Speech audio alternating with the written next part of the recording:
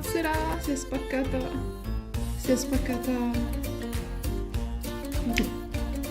la marinaia croata. Sarà la uccide. Nascondiamoli proprio. Nascondiamoli nel freezer. Non li scoprirà mai.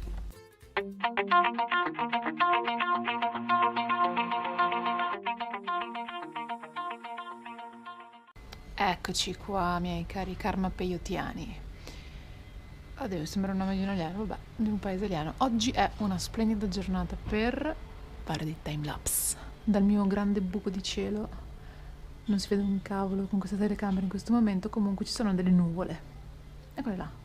Si stanno creando delle nuvole e si stanno muovendo, quindi è tempo di usare i miei nuovi giochini e testarli. Oh, le gru, io voglio salire su una gru.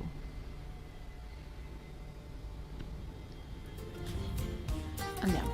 Oggi dobbiamo affrettarci per fare i timelapse. Creiamo la GoPro al mio bellissimo octopus e lo attaccherò alla ringhiera di sopra e farò dei timelapse.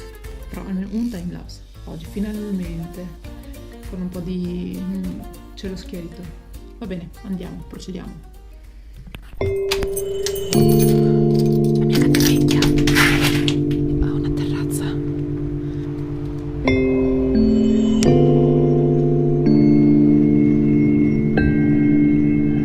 Vediamo se riusciamo a fare dei timelapse.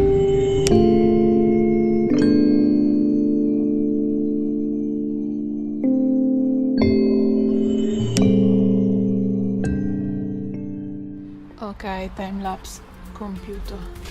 Gente strana che vive in questi palazzoni, cioè tutto il giorno dentro o lavoro, tornano a casa, non aprono neanche le persiane, lasciano sempre gli spiragli.